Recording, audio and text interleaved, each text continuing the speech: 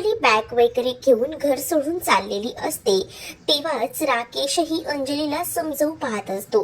म्हणजे राकेशला हे घर सोडून जायचं नसतं, कारण त्याला माहिती घर सोडून गेलो की आपली बाहेर दशा काय असणार आहे आणि यासाठी तो थांबत असतो. तो म्हणत असतो की अंजली, मला कळतोय ग तुझा राग, पण शांत हो. असं बोलून कसं बसं तो तिला समजवायचा प्रयत्न करतो. पण तरी सुद्धा आता समजवण्याच्या पलीकडेच अंजली गेलेली असते. अंजलीला कोणाचंही काहीच ऐकायचं नसतं. त्यामुळे अंजली डायरेक्टली अर्णवला सांगू लागते की मला तू अडवू नकोस, कारण जेवढंही काही शिल्लक आहे ना त्याच्यातूनही माझ्या मनातून तू उतरशील. त्यामुळे तू मला अडवायचा जराही प्रयत्न करू नको, हेच आता अंजलीने सांगितलेलं असतं. त्यामुळे अंजली बॅग वगैरे घेऊन घराबाहेर पडत असते. तिला आजी, अर्णव, ईश्वरी थांबत असतात. तर या सगळ्याचे आरोप ना अंजली ईश्वरीवर देखील करते. आणि आज मला हे दिवस बघायला लागतायत हे फक्त तुमच्यामुळे, असं बोलून ईश्वरीवर सुद्धा आरोप अंजली करते. त्यानंतर कोणाचंही ऐकून न घेता फायनली अंजलीनं घर सोडलेलं असतं. अंजली जेव्हा घर सोडून निघून जाते तेव्हा अर्णव आणि ईश्वरी खूप जास्त रडत असतात, कारण त्यांना खूपच आता त्रास होत असतो. त्याने कितीही समजवलं तरी ऐकणार नाही आता अंजलीताई, हे माहिती असतं. आणि त्यामुळेच बिचारा अर्णव स्वतःला त्रास करून घेत असतो. आजीलाही रडू येतं, कारण आजपर्यंत सगळं घर सांभाळून ठेवलेलं होतं, काहीच झालेलं नव्हतं. पण आज असं अचानक या सगळ्या गोष्टी घडल्यामुळे ना इकडे मात्र सगळंच होत्याचं नव्हतं झालेलं असतं. दुसरीकडे सुप्रिया सगळ्या दुकानांवर फिरत असते आणि तिथे आता ती इन्क्वायरी करत असते की इथे कुठे रोडवर CCTV फुटेज लावलेलं आहे का, म्हणजेच तिला ते फुटेज मिळेल ज्या दिवशी तिला ती भेटली होती, म्हणजेच वल्लरी. आणि त्यामुळेच वल्लरीवर संशय तिला येत होता.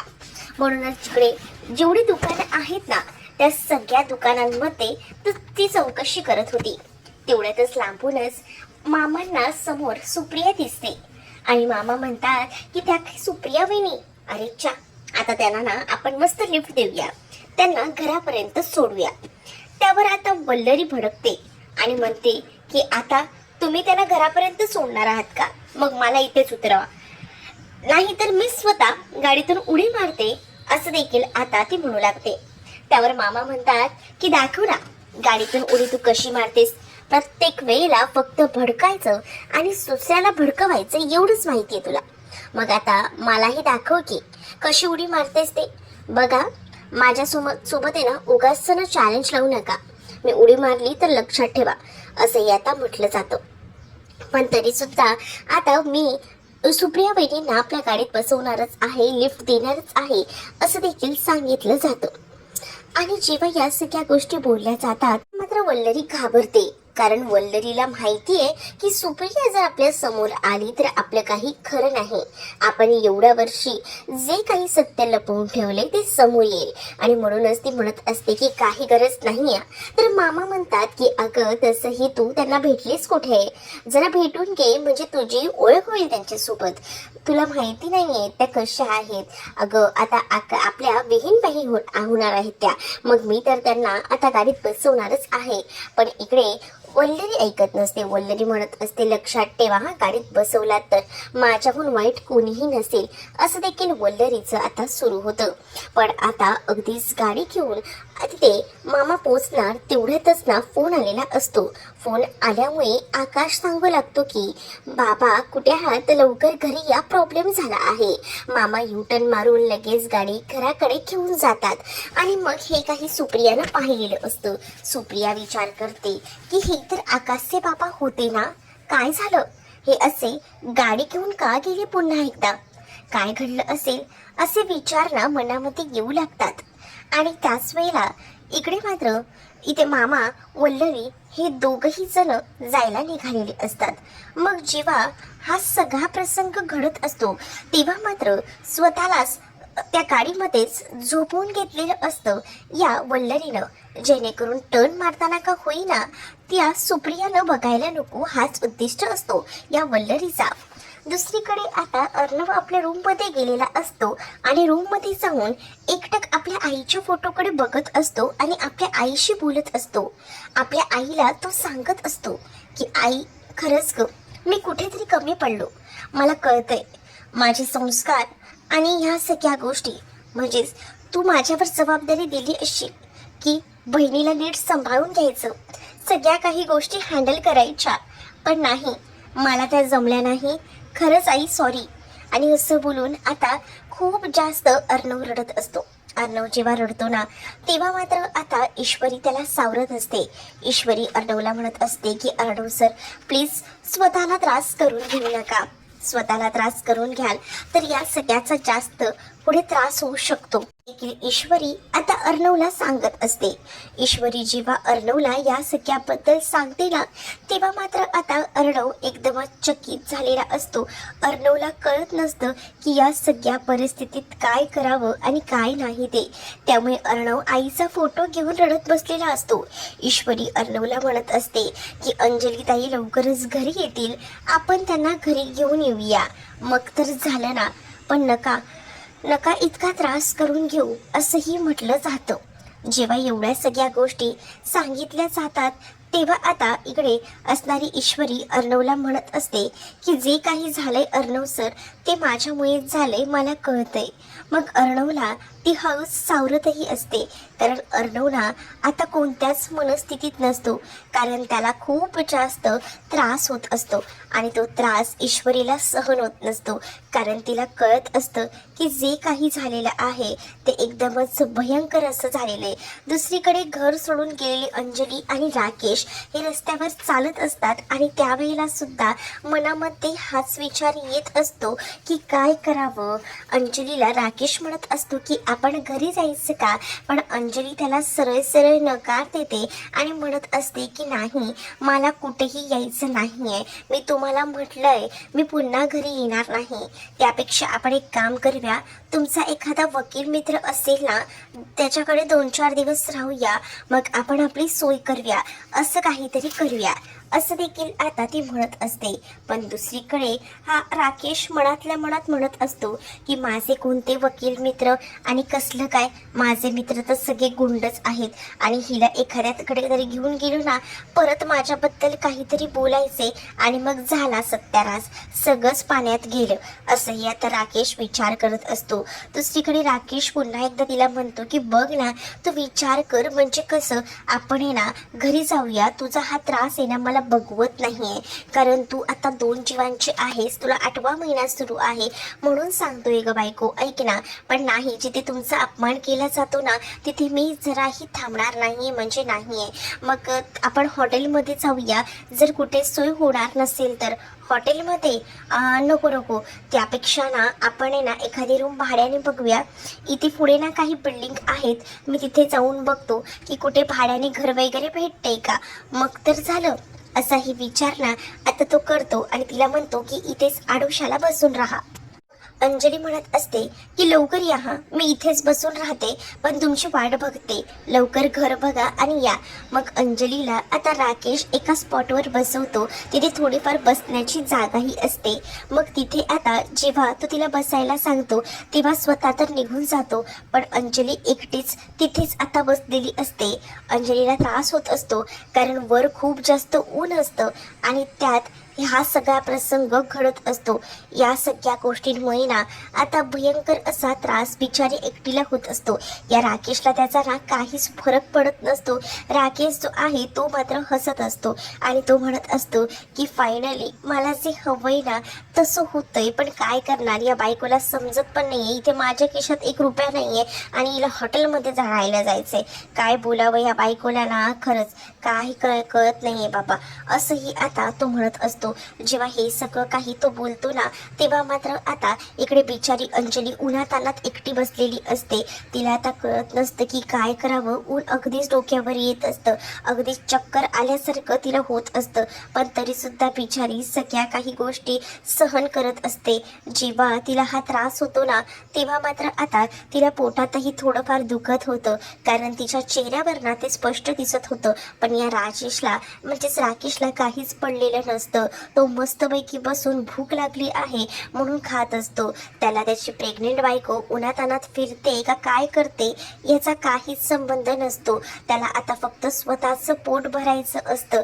मस्तपैकी स्वतःचं पोट वगैरे भरून तो मोकळा होतो आणि त्यानंतर मात्र तो आता विचार करत असतो की काय करावं, पुढे काय करावं. आणि दुसरीकडे मात्र आता अर्णवने शिर्केंना कॉल करून सांगितलेलं असतं की जरा लक्ष ठेवा, कारण काही होऊ शकतं.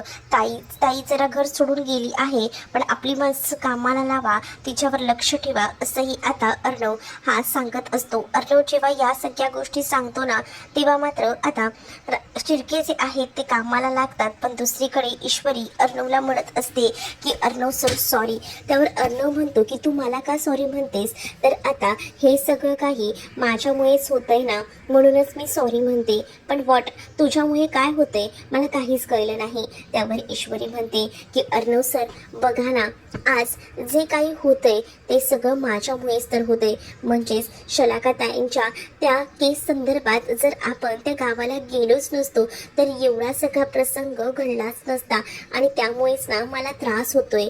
हे सगळं काही माझ्यामुळे सहन करावं लागते तुम्हाला. मी तरी काय करू यार, खरंच ना मला असं वाटलं होतं की या निमित्ताने का होईना त्या राकेशचं सगळं सत्य बाहेर निघेल, आपल्या घाती पुरावे लागतील, आणि म्हणूनच मीही तुम्हाला म्हटलं. पण या सगळ्याचे परिणाम एवढे वाईट होतील ना असं स्वप्नातही मी विचार केला नव्हता, असंही ती आता म्हणत असते. मग दुसरीकडे अर्णव तिला म्हणत असतो की नको वाईट वाटून घेऊस, स्वतःला त्रास करून घेऊ नकोस, हे सगळं काही तुझ्यामुळे होतंय असं बिलकुलही वाटून घेऊ नकोस, असं देखील अर्णव आता तिला सांगत असतो. अर्णव जेव्हा या सगळ्या गोष्टी सांगतो ना, तेव्हा मात्र आता ईश्वरी ही शांत असते. ईश्वरी म्हणत असते पण आपल्याला ना काही झालं तरी सुद्धा आता अंजलीताईंना बघायला हवं. त्या कोणत्या संकटात तर नसतील ना, आता त्या कुठे राहायला जातील, काय करतील, या सगळ्याचंच टेन्शन अंजलीबद्दलच ईश्वरी आणि अर्णवला असतं, आणि त्यामुळेच ना आता ते खूप जास्त काळजी करत असतात.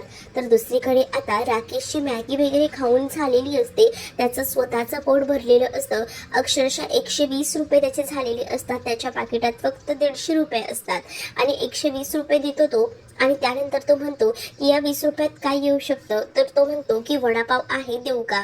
मग तो आता अंजलीसाठी फक्त 20 रुपयाचा वडापाव घेतो, जेणेकरून तिला सांगता येतील की इथे काही हॉटेल्स वगैरे दिसले नाही, मग निदान तुझ्यासाठी वडापाव तरी आणला, आणि म्हणूनच त्यानं आता वडापाव घेतलेला असतो. दुसरीकडे मामाही आता घरी आलेले असतात, आणि मामा घरी आल्यानंतर विचारत असतात की हे सगळं कसं घडलं, काय घडलं. अरे अर्णव तू थांबवायचं होतंच ना. अरे मामा मी किती थांबवायचा प्रयत्न केला, पण नाही, ती जराही थांबली नाही, ऐकून घेतच नव्हती. ती लगेच तातडीने घर सोडून गेली. तर दुसरीकडे वल्लरी म्हणत असते की कमाल झाली यार या अंजलीची, गेली तर गेली घर सोडून, या मामीला सुद्धा सांगावंसं वाटलं नाही का. भाऊ बोलत नाही म्हणून काय झालं, मामीला तरी निदान बोलावं. तर मामा आता मामीवर भडकलेला असतो आणि म्हणत असतो की तुझं कुठेही काही सुरू होतं का गं, जरा शांत बस गं, असं बोलून आता मामाना त्या वल्लरीला शांत करायला बघत असतो. इकडे अर्णवला टेन्शन आलेलं असतं. ईश्वरी ही म्हणत असते की आम्ही अंजलीताईंना खूप थांबवायचा प्रयत्न केला, पण त्या नाही थांबल्या. मग इथे मामीला लगेचच ईश्वरीला बोल लावायला सुरू होते. म्हणत असते की हे सगळं झालंय ना ते तुझ्यामुळेच झालंय. त्या शलाका मर्डर केसमध्ये त्या आपल्या जावई बापूंना गुंतवायची काय गरज होती, आणि त्यामुळेच हे सगळं घडलं आहे. इथे ईश्वरीला बोललं जात असतं म्हणून मामाला मध्ये पडतात, कारण मामाला माहिती आहे की तो राकेश काय चीज आहे तो, आणि म्हणूनच ना मामा वल्लरीवर ओरडतात आणि ईश्वरीला सुद्धा सॉरी म्हणत असतात. ईश्वरी म्हणत असते की मामा इट्स ओके यार. त्यानंतर मात्र आता अंजलीची काळजी असते. अंजली कुठे गेली असेल, काय गेली असेल, मला ना त्या माणसाकडनं जरा टेन्शन आहे, म्हणजे त्या माणसामुळे आपल्या ताईच्या जीवाला धोका आहे असं कुठेतरी आता अर्णवला वाटत असतं, आणि अर्णव या सगळ्याबद्दल बोलत असतो. त्यावर मात्र आता ईश्वरी टेन्शनमध्येच असते. पण वल्लरी सांगत असते की जर जावई बापू असतील ना तर एक वेळ स्वतः उपाशी राहतील, पण आपल्या अंजलीला नक्कीच खाऊ घालतील. मला माहिती आहे जावई बापू आपले खूप जास्त अंजलीवर प्रेम करतात आणि तिची काळजीही घेतात, असं वल्लरी म्हणत असते. दुसरीकडे आजीलाही आपल्या जावयावर खूप भरोसा असतो, आणि आजीही म्हणत असते की बरोबर आहे, एक वेळ ते स्वतः राहतील उपाशी, उन्हातानात फिरतील, पण आपल्या अंजलीला सावरून घेतील, अंजलीला सांभाळतील, हे मलाही कळते. असंही आता तेव्हा आजी म्हणत असते, आजी आणि या वल्लरीला खूपच जास्त कॉन्फिडन्स या राकेशवर असतो. परंतु ईश्वरी, अर्णव आणि मामाला माहिती असतं की हा राकेश कुठच्या खालच्या पातळीला गेलेला माणूस आहे ते, आणि त्यामुळेच ना अंजलीची काळजी त्या सगळ्यांनाच वाटत असते. अंजली कुठे असेल, काय असेल. अंजली कॉलही रिसीव्ह करत नसते, अर्णवचे कॉल रिसीव्ह करत नसते, म्हणून मामाही कॉल करून बघतो, मामाचेही कॉल अंजली घेत नसते. दुसरीकडे आता आकाशने नमूलाही कॉल केलेला असतो आणि नमूला कॉल करून तो घडलेली हकीकत सांगतो. आणि त्यामुळेच ना मला जरा तुझ्याशी बोलायचं होतं, म्हणजेच अचानक अंजली ताई आणि जिजू घर सोडून गेले आहेत आणि त्यामुळेच ना एकदमच घरामध्ये टेन्शनचं वातावरण आता आलेलं आहे. पण मला ना कळतच नाहीये की काय करावं ते. खूप जास्त टेन्शन आता घरामध्ये सुरू आहे असंही आता म्हटलं जातं. त्याच वेळेला तुम्ही काळजी करू नका, सगळ्या काही गोष्टी नीट होतील असंही म्हटलं जातं. जेव्हा एवढी सगळी गोष्ट सावरून घेतली जाते तेव्हा कुठेतरी नम्रताला कळत असतं की जिजू आणि इशूने जे काही केलं असेल त्यामध्ये नक्कीच त्यांना राकेशबद्दलचा काहीतरी पुरावा सापडला असेल. उगाचच ती लोक एवढं सगळं काही करणार नाहीयेत. पण मी हे सगळं काही आकाशला कसं सांगू, कारण आकाशला कुठे माहिती आहे की त्यांचा तो राकेश आहे तो काय खालच्या थराला गेलेला माणूस आहे. तो नक्कीच पातायंत्री व्यक्ती आहे याबद्दल ह्याला काहीच माहिती नाही. पण मी तरी कसं सांगू, मला स्वतःला कळत नाहीये असं नम्रता विचार करत असते. नम्रताच्या डोक्यामध्ये एक नाही अनेक विचार येऊ लागलेले असतात. दुसरीकडे आता अंजली वैतागलेली असते वाट बघून बघून. तिला ना आता तहान सुद्धा लागलेली असते, तिच्याकडे धड पाणीही नसतं आणि त्यामुळेच ना तिला आता खूप जास्त त्रास होत असतो. तेवढ्यातच वाटेत ना एक मुलगा चाललेला असतो, त्याला आता अंजली थांबवते आणि दादा, ओ दादा तुमच्याकडे पाणी आहे का? तो म्हणतो की ओ आहे. तुम्ही अंजलीच ना, म्हणजे अंजली राजश्रीके बरोबर? मग आता तुम्ही मला कसे काय ओळखता? तुम्ही अर्णव सरांच्या बहीणच ना? मग आता ती हो असं म्हणते. शेवटी अर्णवचीच ओळख अंजलीला कामी आली होती. मग आता अंजलीला तो पाणीही प्यायला देतो. अंजलीला म्हणत असतो की ताई तुम्ही खूप त्रासात दिसताय, घ्या पाणी पिया. आता ती बसून पाणी पित असते आणि ती पाण्याची बॉटल पिऊन झाल्यानंतर त्याला देऊन टाकते. तेव्हाच ना आता तो म्हणतो की थोडं खाऊन घेता का? तुम्हाला भूकही लागलेली दिसते, तुम्ही खूप अस्वस्थ आहात, बराच वेळ झाला वाटतं तुम्ही या उन्हात आहात, तुम्ही थोडं खाऊन घ्या ना. पण आता ती नाही म्हणत असते, पण तो माणूस ना एकदमच फोर्स करतो आणि म्हणत असतो की थोडंसं खाऊन घ्या म्हणजे तुम्हाला बरं वाटेल, कारण तुमची अवस्था पाहता तुम्हाला खूप जास्त उन्हाचा त्रास होतोय आणि तुम्ही या अवस्थेत आहात, मला नाही आवडत आहे. तसंही अर्णव सरांनी आमच्यासाठी खूप काही केलंय, मी एम्प्लॉई आहे सात्विक फॅशनचा असंही तो आता सांगत असतो. आणि त्याच्या डब्यामध्ये पुरी भाजी असतं, ते आता तो डब्बाच त्याला ओपन करून देतो आणि म्हणत असतो की घ्या, हे थोडं खाऊन घ्या असं बोलून आता तो तिला खाऊ देत असतो. पण त्याच वेळेला ना तो आता बडबडही करत असतो, म्हणजे अर्णवने काय काय केलेलं आहे त्याच्यासाठी हे सगळं काही सांगत असतो. मागच्या वर्षी माझ्या मुलीची हार्ट सर्जरी होती, त्यावेळेला अर्णवनेच पैसे दिले होते. अर्णवचं एवढं कौतुक ऐकून ना आता अंजलीला नको नकोसं झालेलं होतं आणि म्हणूनच आता अंजली एक घास खाते आणि नंतर ती आता शांतच राहते. मग आता अंजली म्हणत असते की मला बस झालं, आता मला नको आहे असं बोलून ती आता पुन्हा पूर्ण डब्बा त्या मुलाला देऊन टाकते. त्यावर तो म्हणतो की काय झालं आहे अंजली ताई, थोडं खाऊन घ्या ना. पण अंजली म्हणते की मला नको आहे. मग अंजली त्याला पुन्हा एकदा डबा तसाच देते, कारण अर्णवचं कौतुक तो मुलगा करत होता आणि अर्णवमुळेच ती हे घर सोडून आलेली होती. मग आता अर्णवचेच उपकार घेऊन का जगायचं, म्हणूनच आता तिला हे सगळं काही नकोसं झालेलं असतं आणि म्हणूनच ती डबा त्याला देऊन टाकते. मग तुम्हाला काही गरज लागली तर सांगा हा, आणि त्याचसोबत ही घ्या, ही पाण्याची बॉटल ना तुम्हाला ठेवून घ्या, कारण तुम्हाला ताण लागू शकते असंही आता अंजलीला तो सांगतो. आणि अंजलीला पाण्याची बॉटल देऊन तो आता तिकडनं जायला निघतो. जसं आता तो तिकडनं जातो ना तेव्हा मात्र अंजली कंटिन्यू कॉल करत असते. अंजली आता ठरवते की कुठे गेलेत हे, म्हणूनच ती राकेशला कॉल करते.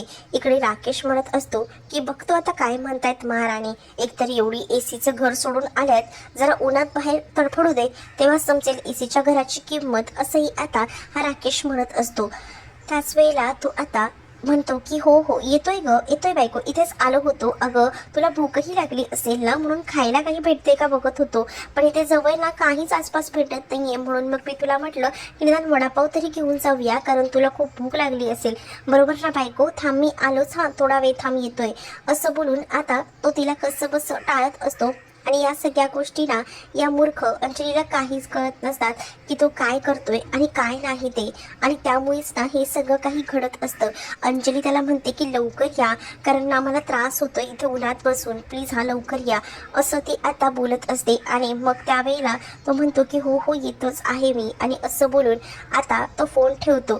जसा अंजलीचा तो फोन ठेवतो तेव्हा मात्र म्हणतो की राहा ना उन्हात, उन्हात राहा, म्हणजे तुला समजेल, तुला ना जरा त्रासच देणार आहे. आता मला ना असं काहीतरी करावं लागेल, अशा ठिकाणी जाऊन राहावं लागेल ना, तेव्हाच अर्णवला आमची किंमत कळेल, म्हणजे अर्णवलाही कळेल की त्याच्या बहिणीचे किती हाल होत आहेत ते. मग तो स्वतःहूनच आम्हाला घ्यायला येईल. काहीसं या राकेशचं सुरू असतं. म्हणूनच राकेशने आता सांगितलेलं असतं की इथे भाड्याने सुद्धा रूम कुठे भेटत नाहीये. अंजलीला टेन्शन येतं की आता कुठे राहायला जायचं, कारण आता जर रूम नसेल तर काय करायचं, हा मोठा प्रश्न असतो. मग आता अंजली वाट बघतच थांबलेली असते, तर राकेश ना आता विचार करत बसलेला असतो. मग राकेश ठरवतो की चला चला आपल्याला आता निघायला हवं, थोडा वडापाव का होईना बायकोला घेऊन जातो, म्हणजे कसं तिच्या पोटाला तेवढाच आराम.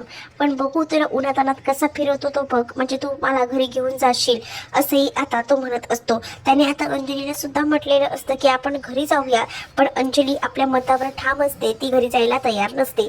दुसरीकडे मात्र आता पाहायला मिळत असतं की जो आकाश आहे तो नम्रताला भेटायला गेलेला असतो, आणि त्यामुळेच तो आता तिला या घरात घडलेली सगळी हकीकत सांगतो. आणि हे सगळं एवढं बापरे भयानक झालं आहे, पण जिजू तर असे आरोप करणार नाहीत, त्यांच्याकडे काहीतरी पुरावे असतीलच ना, आणि त्यामुळेच ते एवढं सगळं बोलत असतील, असं देखील आता नम्रता बोलत असते.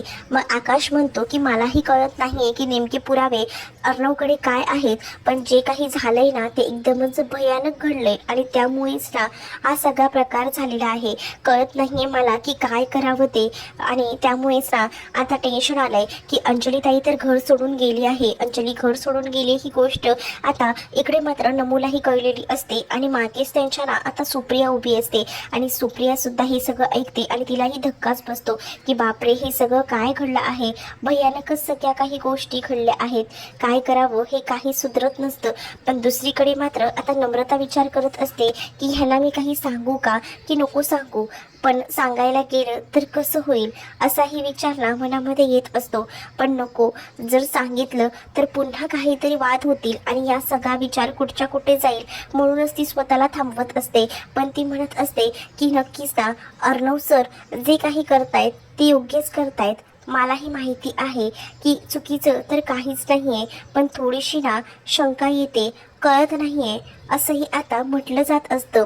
दुसरीकडे आता ती काहीतरी बोलायला जाणार आकाशला, तेवढ्यातच सुप्रिया तिथे येते आणि सुप्रिया थांबवते. आणि ती आता आकाशला म्हणत असते की बापरे एवढं सगळं घडलंय, हे तर खूपच जास्त भयानक आहे, माफ करा पण मी नुकतेच इथे आले होते तेव्हा तुमचं बोलणं माझ्या कानावर पडलं, आणि म्हणूनच मी तुम्हाला सांगते या सगळ्या गोष्टी. खरंच सॉरी हा, पण हे सगळं काही घडलंय ते खूपच भयंकर आहे, आणि या सगळ्यामध्ये ईश्वरी आणि अर्णव यांना तर त्रास होतच असेल.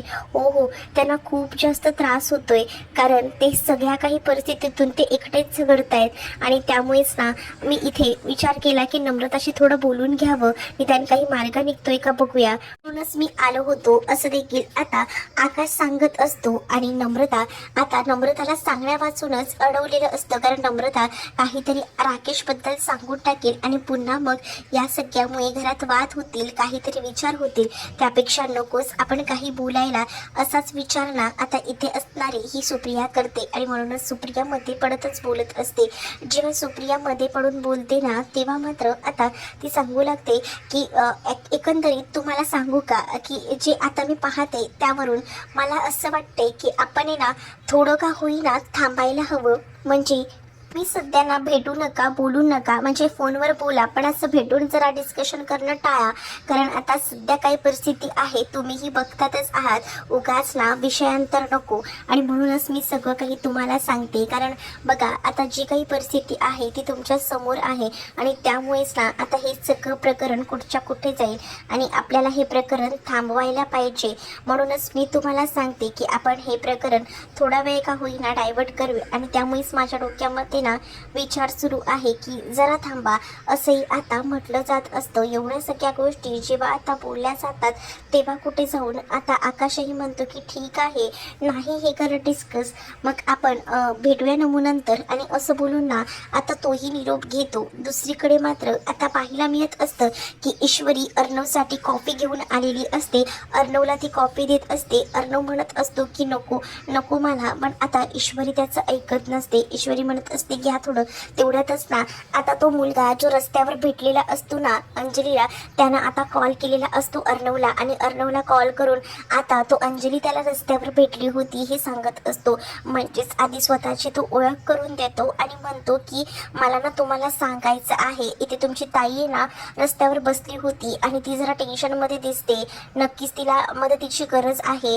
काय झालं आहे नेमकं, काही घडलं आहे का, असं देखील विचारलं जातं. नाही नाही, काही सिरियस नाही आहे, पण कुठे भेटली होती. आता ते रोडचं वगैरे नाव तो सांगत असतो. आणि त्यामुळेच ना खूपच जास्त टेन्शन आता आलेलं असतं अर्णवला.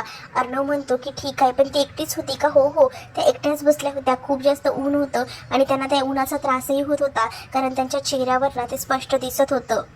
हे सुद्धा आता तो म्हणत असतो. आणि जेव्हा ह्या सगळ्या गोष्टी अर्णवला समजतात ना तेव्हा अर्णवला खूप मोठा धक्का बसतो. आणि तो मात्र आता समोरच्या व्यक्तीचे आभार मानत असतो आणि म्हणत असतो की बरं झालं तुम्ही मला निदानी एवढ्या तरी गोष्ट सांगितल्यात, नाही तर मला तर ना टेन्शनच आलं होतं की काय होतंय ते. पण तुम्ही सांगितलं तिथेच अजूनही ताई आहे ना. हो हो, अजूनही ते तिथेच आहेत. तुम्ही जरा जाऊन बघता का, बघा म्हणजे तुम्हाला समजेल. आणि त्यानंतर आता अर्णव फोन ठेवतो. त्यावेळेला ईश्वरी विचारत असते की काय झालंय. त्यावर घडलेली हकीकत आता सांगितली जात असते. एम्प्लॉईने बघितलं आहे अंजली ताई तिथेच एका रोडवर बसली आहे आणि ती एकटीच आहे. एकटीच म्हणजे तो माणूस कुठे गेला, तो माणूस इतका खालच्या दराला जातोय का, म्हणजे त्याला एवढीही पर्वा पडलेली नाही आहे का की काय होतंय आणि काय नाही ते. किती नालायक माणूस असेल. बिचाऱ्या अंजली ताईंना काय काय म्हणून सहन करावं लागतं या माणसामुळे. तुम्हाला हा व्हिडिओ आवडला असेल तर लाईक करा, शेअर करा आणि चॅनलला सबस्क्राईब करा. बेल नोटिफिकेशन ऑलवर सेट करा, जेणेकरून सगळ्या नव्या व्हिडिओंच्या अपडेट्स तुम्हाला मिळतील. तुमच्या प्रतिक्रिया आणि कमेंट्स नक्की कळवा.